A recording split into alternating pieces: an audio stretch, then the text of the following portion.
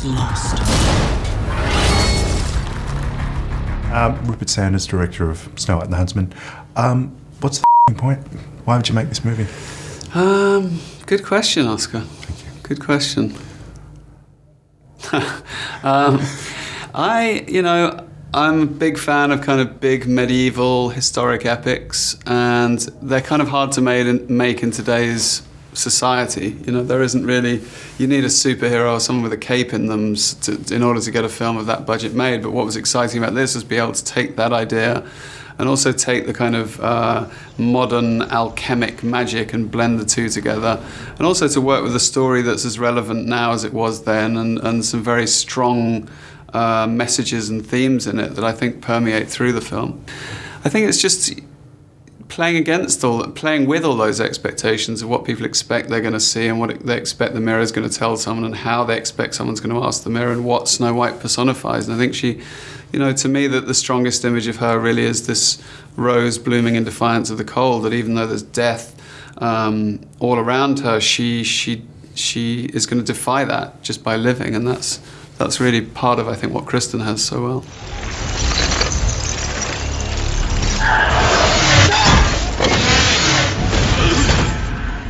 Come and avenge your father, who was too weak to raise his sword. I want to talk about the passion of film that you had that brought you to this project. First off, John Boorman's Excalibur. Yeah. Is that something that you can quote line for line, or is it just something that spoke to you as a child? I saw it as a child. It's not something I could quote any line, I don't think. I'm sure there's one about a sword coming out of a stone something. But no, I mean, you just grow up absorbing films. I think that, I looked back at Polanski's Macbeth for this.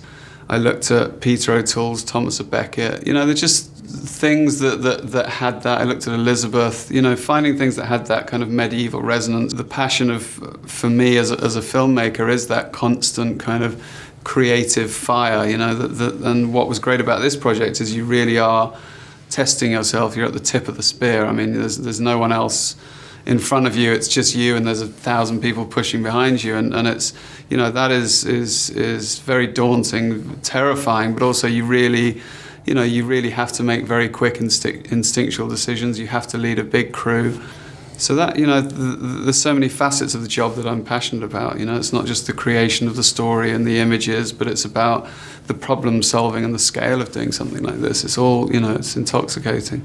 For me, Hussein Amini's, I think it's his dialogue, certainly towards the end of the film, which was shocking in its perfection, which is not something you expect from a film like this, and also not from somebody who's, say, written Drive. Where Hoss is quite a, the two writers I think who worked most on that end of it was John Lee Hancock and Hoss. Both are quite classical writers. I think a lot of people don't quite know what to expect because they think it's a big summer popcorn movie. Therefore, they think it's going to be, dumb and just like, lots of stuff happening with no consequence and no emotion. We were making a story about Snow White. If you're going to do Hamlet, you can't take out those key scenes, and I think that was one of the things that was important for me, was to go back to the original material and let it grow.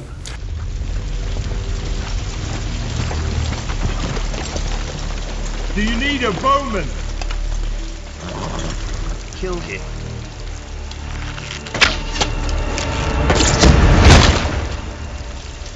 I said, do you need a bowman? You've announced Huntsman 2. How on earth do you take this story after, obviously, the events of the film?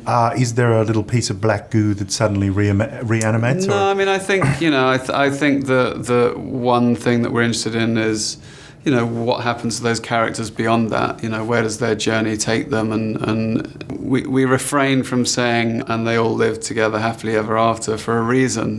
We don't know if it's happy yet. But I think, we've got a great writer, David Koepp, and we've just spent the last couple of weeks, him and I, kind of crafting a story that again, I think is a very relevant modern tale that has great scope, and I think is, we're going to have a more original, obviously, and dynamic story than we had with the original. So it's a very exciting prospect. We'll see what happens. Lips red as blood, hair black dark as night.